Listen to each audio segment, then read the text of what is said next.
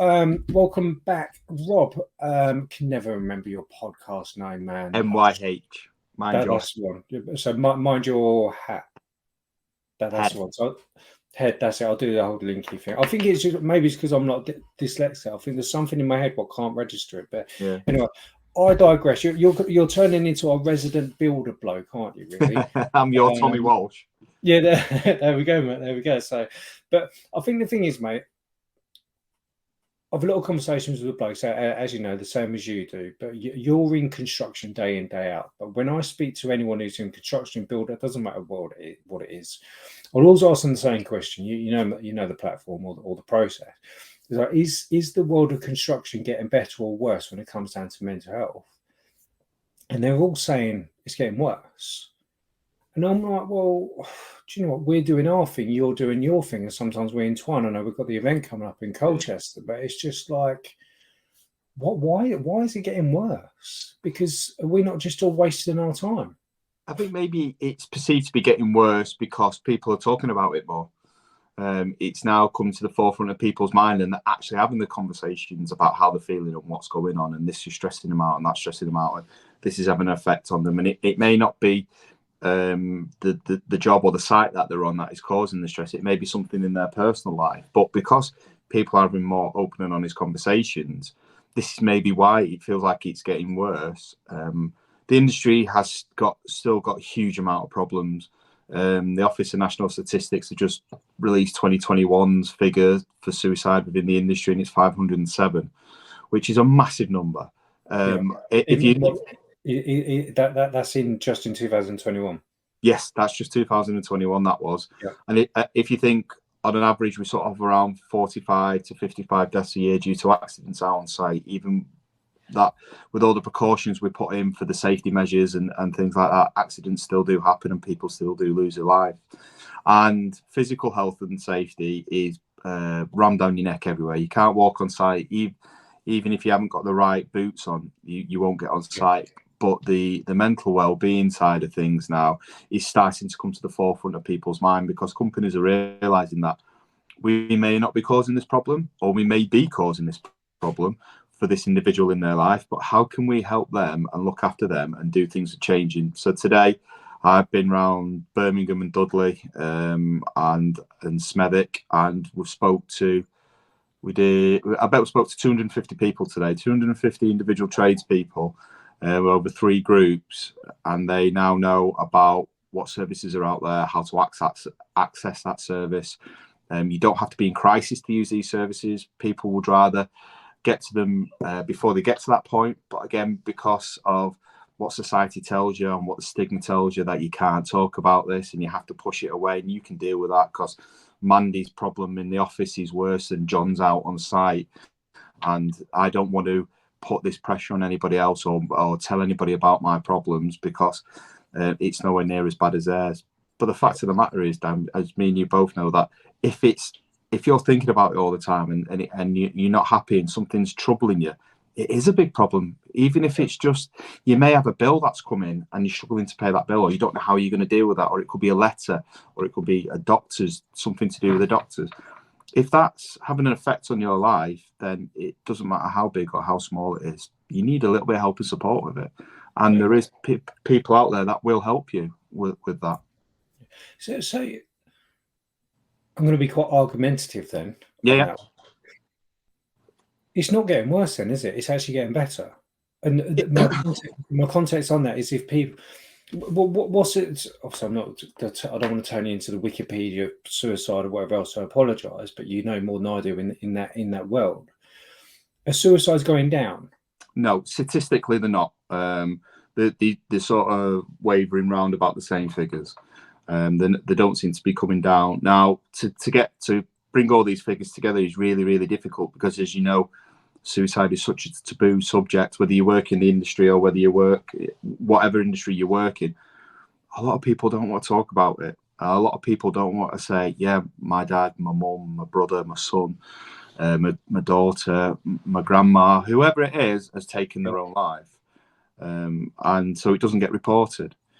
And I think with that as well, just to jump in, I think because I do watch. I have to watch the suicide rates really, because of unfortunately. But I think the thing is a lot of those suicide rates are based on somebody who does something instant. Yeah, yeah, Rather than drinking themselves to death, or I'm going to yeah. be stereotypical. I know a few roofers who snort the life out of everything Mm. and all sorts, but actually. Did they kill themselves, or did they just indulge themselves to death? And we don't. And I think this is the thing. What we try and push is just trying to change that mindset of rather than drinking yourself to death, because then it's not suicide, is it? No, and do you know what, Dan? Right, I can give examples of things that have gone on site, accidents. Yeah, No, what was perceived to be a normal accident on site, and the companies have done everything they can to protect that person. They've given safety measures to work to and procedures and things like that. And because that person's mind wasn't on the game, yeah, they have caused an injury to themselves. I know of several cases now where somebody has lost their life due to an accident.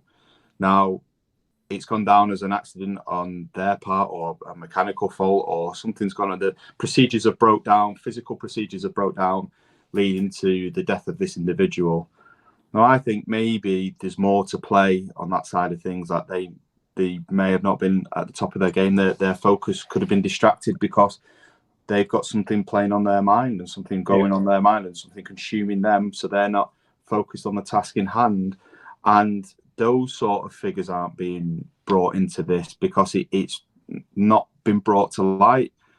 So there's, I'm probably sad to say that those figures are probably a bit higher. What they are, I don't know. I couldn't give you a number, Dan, and I don't want to guess a number. Yeah, no. But Yeah, it is getting higher, and I think it does feel like it is getting worse. But it's definitely, without a shadow of a doubt, Dan, it's the industry is changing, it's evolving, it knows it needs to change, and it's trying to do positive things to get to that point.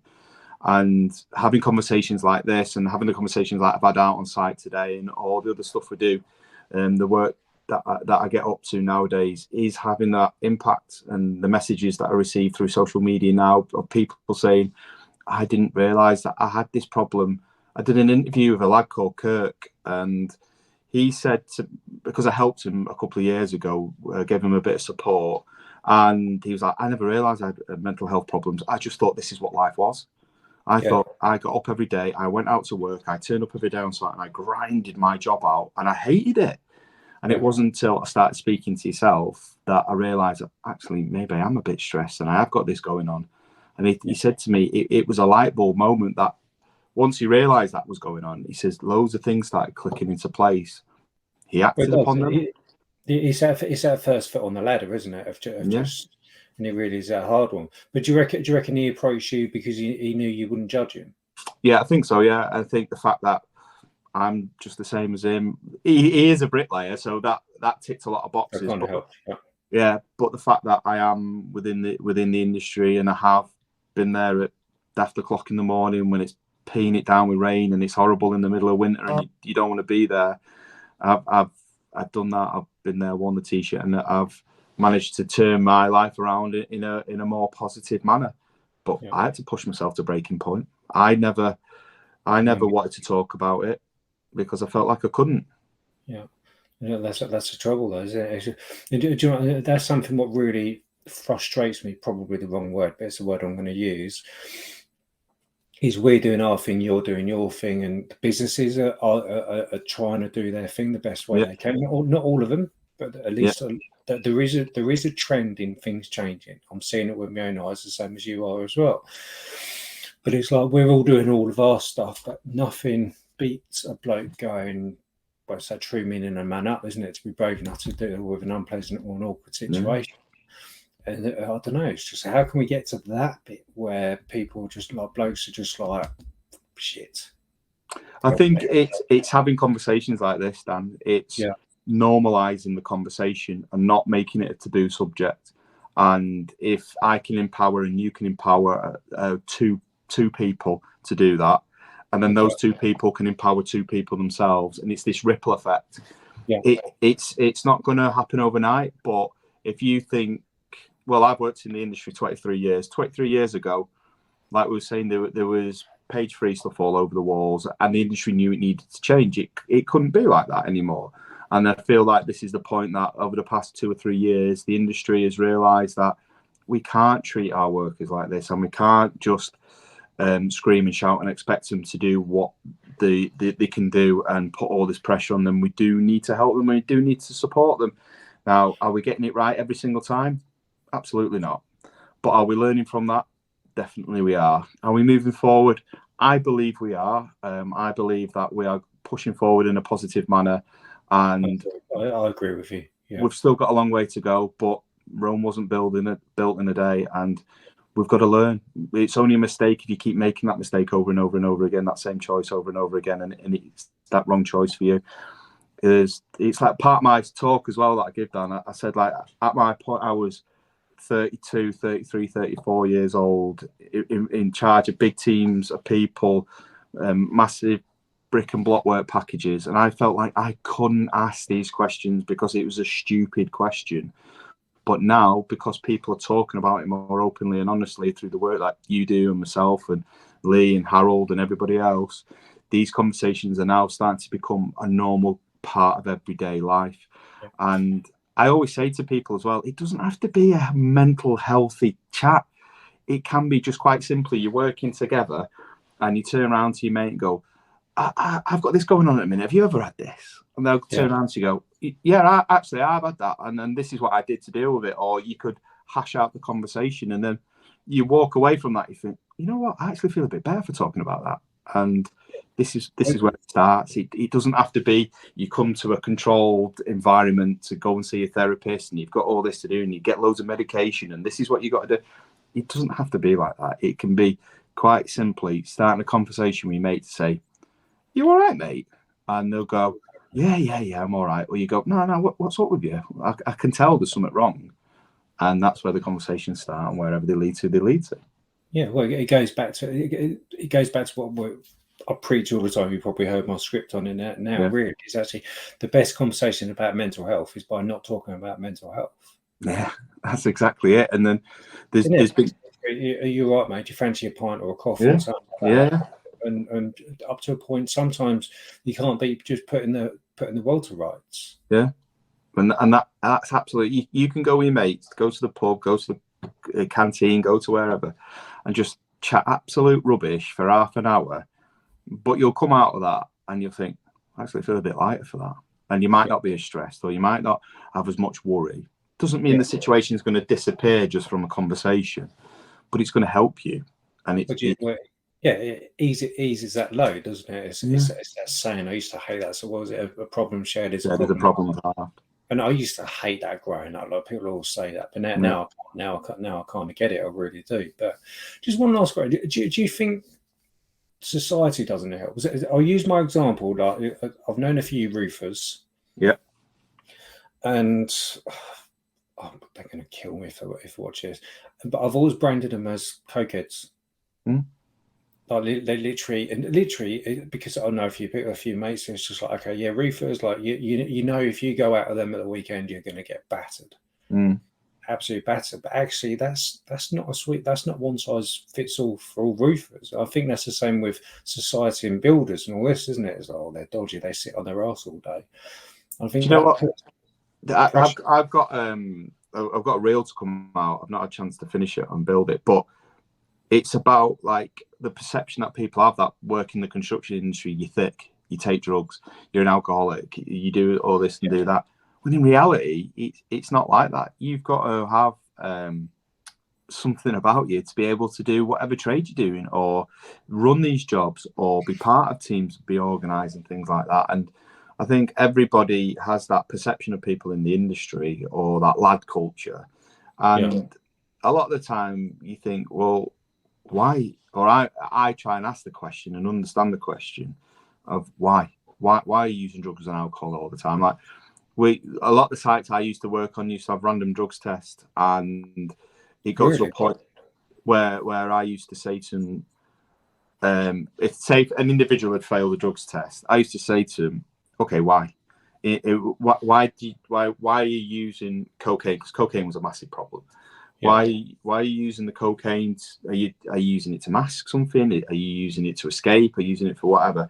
And a lot of the time, once, because people got to know what I was about, they'd be like, I don't know how to deal with this, and that's going on, and that's going on. And I go to the weekend comes, and I just have a massive blowout, and I just want to forget about everything that's stressing me out, whether it's money, whether it's a relationship, whether it's something's gone wrong on that particular job, or you've got stuff going on in your life that's troubling you, and they just want to forget all that, and they're using it.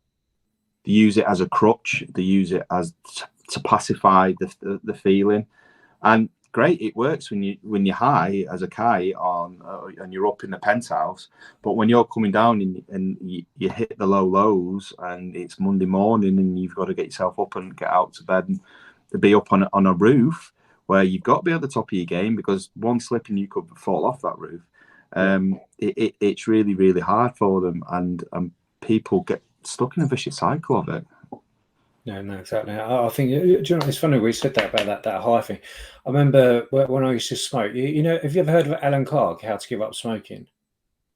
I know Alan Carr, but I didn't know he did a thing about smoke. Oh no, not the comedian one. There's a guy called Alan Carr. And Sorry. Yeah, so he what was it? He wrote books, and he used to do like these conferences, and he quit smoking, and he'll do these massive conferences to help people come along. But anyway, so he would get people come along, and he would encourage people to smoke. And then by the time he had finished, but like over half of them had stopped. Anyway, I digress. Funny enough, smoking killed him. Really? Passive smoking killed him because of the stuff he was doing. But anyway, with that one. But he said something, I don't want to say exactly what it is because I'll probably misquote, but he said the first time you take a cigarette, when most people try a fag because they're stressed out or pissed normally. If your stress levels are up here, you take a cigarette because I was going to raise my stress levels, and then what it does is it does something to, it brings down your stress levels, but it brings your addiction up here. Kind of thing. So the next time you stress, your stress levels go up a little bit, but your addictions gets higher. I'm probably saying it in a real bad way. It's just like it's just crazy. But I think it's the association with it as well, isn't it? That if I have a cigarette, it will make me feel better, and that's what I need to do. I've got all this going on in my life, and I'm stressed, and I need that moment of peace. Like a lot of people, I spoke to somebody in the week, and they said they're trying to give up smoking, but he says, I like going off site and going to the smoking shelter because it gets him out of that zone of what's causing the stress. And I've said to him, well, why don't you think about why you want to get off site? He's like, to have a cigarette. I'm like, yeah, no, you want to go and have a cigarette, but you said you don't want to smoke, but you enjoy the downtime off site. He's like, oh yeah, I never thought about it that way. And he went away, and he'll think. I said, have a think about why you want to get off site, not just to smoke the cigarette, but why you want to get and have that 5 minutes break. And it's like when I used to run the sites. So I had a bit of time off. I had a couple of weeks off when I had a bit of a breakdown because I needed to have a reset and sort myself out. Yeah. And when I came back to work, I wanted to do it in a new way for me. And as I was getting myself better and rebuilding myself, I was setting boundary or learning how to do all that stuff. And one of the things I used to do was I used to switch my phone off. So I was on this one particular job, and because everybody wanted a piece of me and they wanted me to answer a question for them or tell them how to do something or get something organised for them, I used to thrive on that. Everybody relied on me. It made me feel good that I felt important, and I felt that I was part of a team and I was helping and I was achieving stuff. And then at the same time, I used to do everybody's job for them. Instead of teaching them how to do it and say, look, this is how you do it, they used to put all the pressure on me. And that was one of the problems that I had. And that's what led to me having an absolute blowout when I did. And it got to a point when I came back to work and I thought, right, I'm going to switch my phone off. And I used to switch my phone off, used to put it in my desk, and I used to go out on site and I used to find something to clean up. Sweep a floor, move a pack of block that needed moving, or some bricks or something like that, because I could do a task where I was taking myself out of a situation, I was achieving something, whether it was the cleaning up or whatever, and I could do it without thinking, and it allowed my mind to have that rest. that break, that just little time to that reset. And then I was like, right, I'm good to go again now. And that's what people do with the drugs, with the alcohol, with the porn addiction and sex addiction and all the other things, that gambling that people do. And these are all the problems. And I try and get people to think about why they're using it rather than say, stop, you shouldn't be using that, you shouldn't be drinking, you shouldn't be doing. It's entirely, everybody's entitled to do whatever they want with their own life, but maybe think about why you're doing it. That's a valid point, actually. I think you've already answered. Obviously, the last question was someone watching this and triggered and all this kind of stuff. But I think you've kind of answered it really. Let me rephrase it actually, because I don't have a clue. If somebody's on site and they're I don't know, they're snorting stuff, they're snorting, smoking, doesn't really matter, and they're like, yeah, that's me. If on Monday morning they walk onto that site, what would you say them to do rather than get kicked off? And what would you say to them to do? I have no idea what I'm talking about. So if they come to me and go, because I've had phone calls on a Sunday night saying, am I all right coming into work tomorrow because I've had a massive blowout this work? Am we going to get random drug and alcohol tests? I went, well, I don't know whether they're coming in or not because the titles, the giveaways in the name, they're random. Yeah, random. Yeah. And I said, but if you feel like you're not safe, then no, don't come in. Yeah. And it's like, well, I need the money. I'm like, well, let's have a conversation of, again, it's the why. Can I get you some help? I mean, now that I do all the work with the Lighthouse Club, if anybody's listening to this and they are in the construction industry and they do need a little bit of help and support with what we spoke about tonight, I send me a message through social media or wherever, and I can arrange somebody to give you a call and we can have a chat and we can look at processes of how you can change this and change whatever you're worried about in your life. There's no simple answer to it, Dan. I would advise them not to come in if they feel like they're still under the influence. I mean, I know like there's like I've had one individual got tested on the Wednesday. He said he hadn't taken it. He took it on the previous Friday, but it still came up in his system and he still failed. Same with weed and stuff like that. So there is procedures out there. If they're not safe, they still are under the influence, then I would say to them, please don't come in. But if you think you need a little bit of help and support with this, 100% I'll help you. It's not a problem. So it does sound just before we draw to a close, because I'm hot on that 20 minutes, man. Yeah, I know. I think with this new system, I'm like, 23 minutes, always getting past it. But so am I right in presuming, especially not the construction where, again, I'm pigeonholing you into one bit in the construction role. It sounds like actually, if somebody was having a drink problem and just a problem, they probably aren't going to get booted. They'll actually, they will get help. You've got more chance of losing your job through the lack of not doing your job properly, because you're leaning into whatever that you're using to pacify that problem. And if you do turn up to site under the influence of whether it is drugs or alcohol and you do fail the test, you will be asked to leave that day. You may not lose your job, but you will lose a day's pay. And that obviously compounds the problem of what you're feeling. But no, gone are the days now where people are getting booted. Or if you work for a good outfit, no matter how big or how small the company is, you are more likely to get help and support. Definitely if you work for one of the better contractors. And it's, I mean, away from the mental health side of things and the drug and alcohol, the industry, I think it was said that it's 500,000 tradespeople short. That's the labour gap that's needed to be filled. So companies and businesses can't afford to just pop people left, right and centre, because there is a huge skill shortage in it. Wow, bloody hell. That's kind of refreshing to hear, actually, that there is a lot of support out there. So that's a good one, man. Oh, cool. That's good. Well, let me do the whole recording thing with you 1 second. Hopefully, I've not used this one properly, so hopefully it won't cut you off. There we go. Well,